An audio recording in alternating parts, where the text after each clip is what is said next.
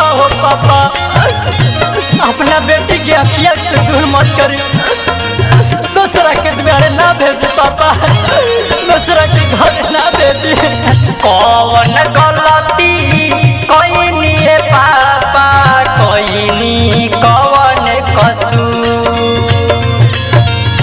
कौन गलती कोई पापा, कोई कौन कसूर, काहे भेज तारुए माई अपना से दूर,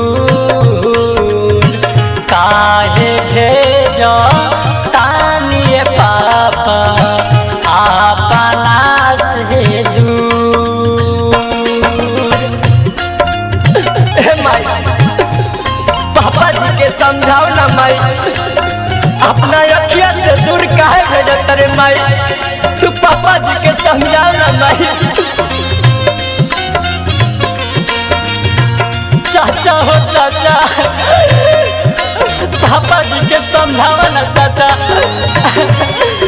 सब केहू शांत चुप काहे बैठल बनी,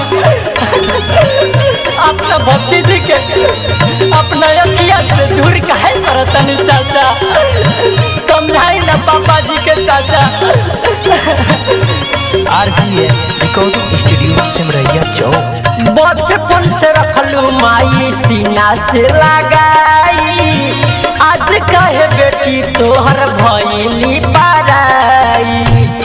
ए माई जब सही करे के रहे तो काहे के जन्म दिलू हो, बचपन से रखलू माई सीना से लगाई, आज काहे बेटी तोहर भइली पाराई।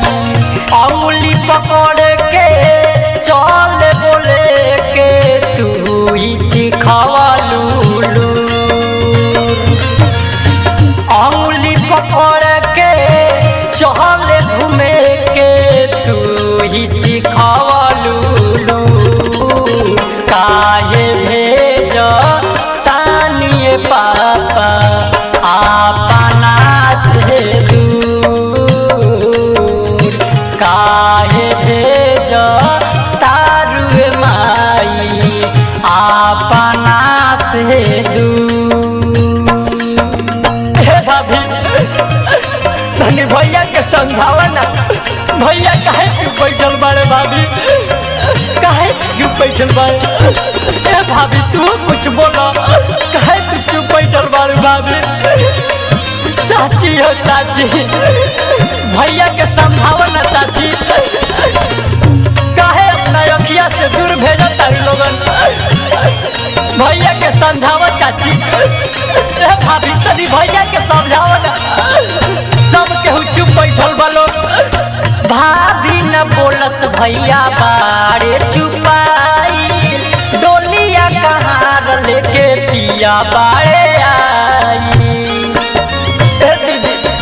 तनी भैया के समझा, भाभी न बोलस भैया बारे चुपाई, डोलिया कहाँ लेके पिया बारे आई। आँखिया के तोहरा ये दीदी रहनी हमनू,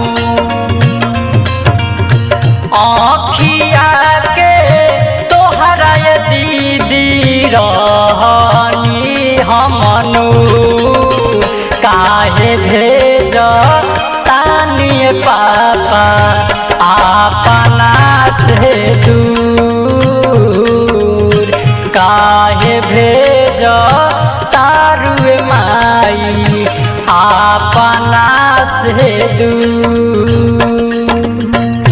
आखिर विधाता दुनिया के कैसा रीत बना दिल, केहू अपना बेटी के पुकार नहीं के सुनत, अपन गांव समाज घर दुआर छोड़ के दूसरा के घर दुआरे जाए के पड़ता, न माई बोलता रे, न पापा बोलता रे, न भाभी बोलता रे, न भैया बोलता रे, न चाचा बोलता रे, न चाची बोलता रे।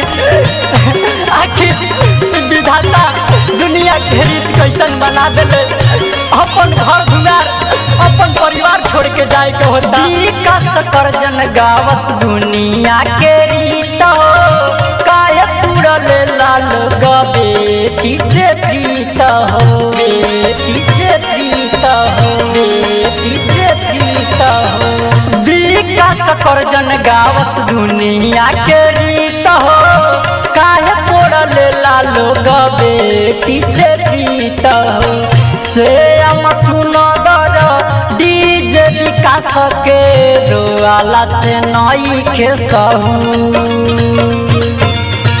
रहमान नीतीश डीजे विकास जी के रोआला से नई के सहू काहे भेज तानिए पापा अपना से काहे भेज तारुए माई अपना से RVN रिकॉर्डिंग स्टूडियो सिमरैया चौक।